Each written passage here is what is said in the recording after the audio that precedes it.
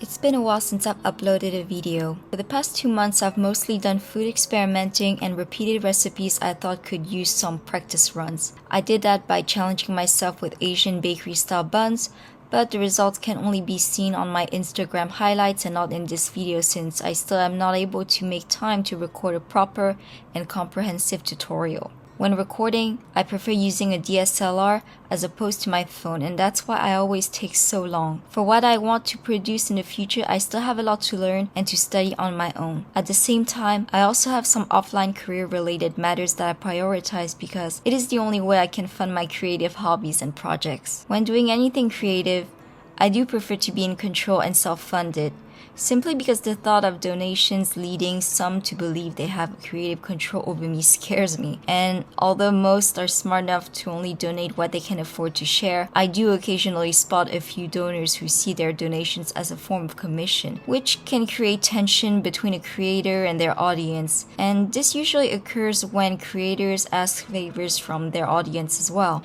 It might not be an obligation, but when we favor creators, we do sometimes try to help and engage more than we should. And most of the time, we hardly realize it. For this reason, this is why I do feel better being self-reliant. And with that tangent out of the way, let's be a little more uplifting through the food in this video. At the very start, we had a grilled Japanese sweet potato dressed in a savory and fragrant coconut cream sauce. It was simple to put together and very delicious to eat along with a bowl of rice. Just in case anyone wonders, where's the protein component? I feel like it's important that I clarify that I don't design my meals based on nutrition. I eat what my body and palate craves, and most who know me a little more personally already know that, but I feel the need to reiterate this clarification for new viewers. Next, I had some silken tofu that I seasoned with kalana nutritional yeast and a side of saucy pan-roasted edamame beans that I was so happy to finish. I had them sitting in the freezer for a bit, and I'm the type to get excited over using up produce until it is empty. It gives me peace of mind not to waste food. Here, I made a vegan oyakodon using my Free From That vegan egg mix with some dried shiitake mushrooms and hijiki seaweed to replace the chicken, and onions because they make everything more delicious. I garnished my plate with mitsuba leaves and stems, a herb that is native to Japan and used for both decoration and refreshing fragrance, like when Italy uses flat parsley.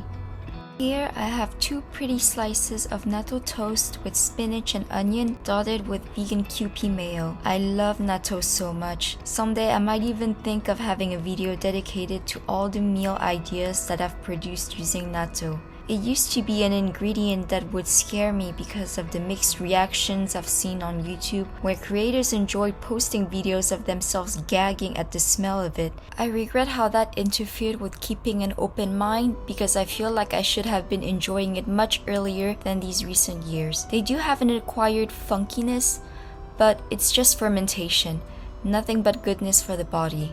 Here, I made a vegan caprese with a Japanese twist using shiso leaves because the store ran out of sweet Italian basil. I also added slices of inariage, kind of like adding ham. The 2 buns you see here, those are gluten-free dinner rolls that I made from rice and psyllium husk powder. In my bowl here, I had basic garlic spinach for some healthy greens, and as for the yellow chunks next to it, it was the last potato I had in the fridge with some onions and a bit of vegan egg scramble to bulk it up a bit. It looks bland and unseasoned, but that's because I seasoned it with clear soy sauce. It also has warmth because I added a tiny shake of nutmeg, and as insane as it might sound, the addition of the nutmeg in eggs is actually from Her Majesty the late Queen Elizabeth's favorite way of enjoying eggs, and I can't believe how late I learned about that. And once again, I had a vegan caprese without the added inari this time. This one was kept simple because 1 pack of tomatoes gives me 2 pieces, and my second piece of tomato was beginning to soften, so I had to use it up. All I did was some assembling basically. Toasted a slice of rice bread and added a pack of mozuku seaweed in black vinegar. The seaweed comes soaked in the dressing itself, and the little diced tomatoes you see in there are from the top and end of that tomato because I didn't want to waste any of it.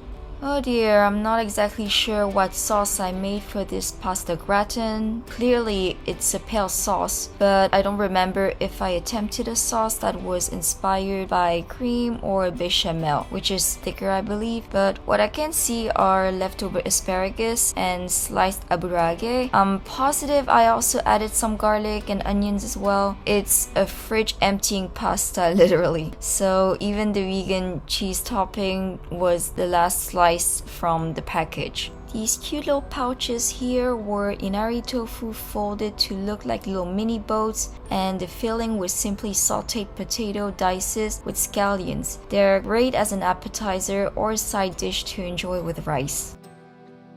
This messy looking stew here was my attempt at making a natto jiru, which is a vegetable packed stew seasoned with some miso and kelp dashi. The natto is the star protein that gets added at the very end after some mashing and stirring to produce the natto's signature slimy consistency. And as odd as how I describe it, it is so comforting, economical, and healthy. Whenever I feel like my body needs a break from my attempts at making fancy dishes, a natto jiru paired with a bowl of rice hits the spot. I know that mini sandwiches are only popular for occasions like snacks, high tea, or served as canapes, but I like them as a small main so that I can have space for fresh tomatoes. Whenever I eat Western food, I crave a side of fresh cut tomatoes. Sometimes when I go out, I even get a bit greedy and make sure I serve myself some extra tomatoes when we order a salad for the table. These mini corn mayo sandwiches were absolutely delicious, but I also made sure I still had enough stomach space for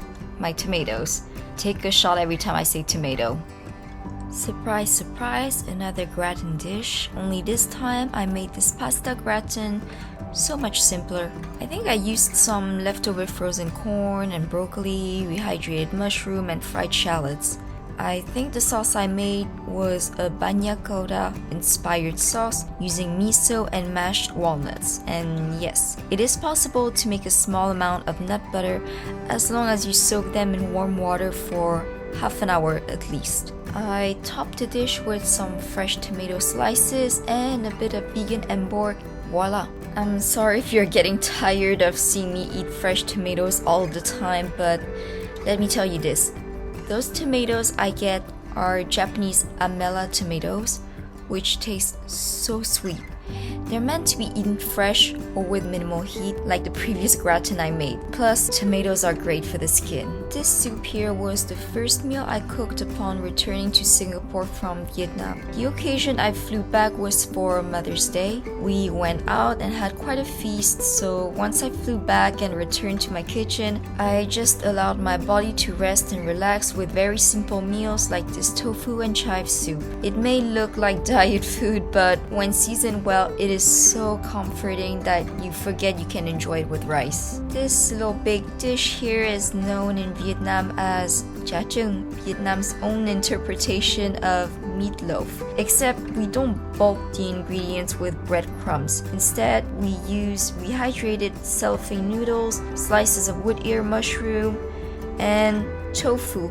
It is made from a base of meat, eggs, and vegetables like onions and carrots. But to substitute that out, I used chickpea powder in an attempt to make a chickpea tofu. And let's just say it could be better, but next time I'll just use firm tofu to make my life easier. Last but not least, this was a fridge emptying egg dish, vegan egg dish of course. Most of my previous dishes tend to be captured as pictures as opposed to a recorded footage, and I'll try to do a better job next time.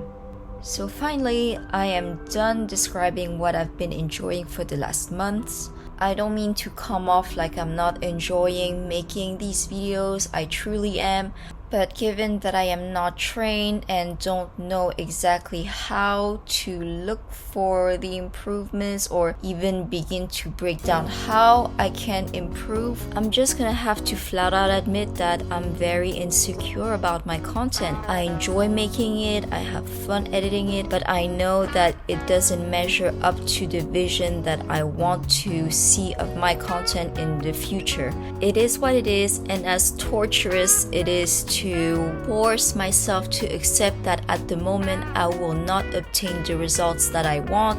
Sometimes you just have to inflict yourself enough visual pain as well as play around with the software until you figure out the workflow that is best for you.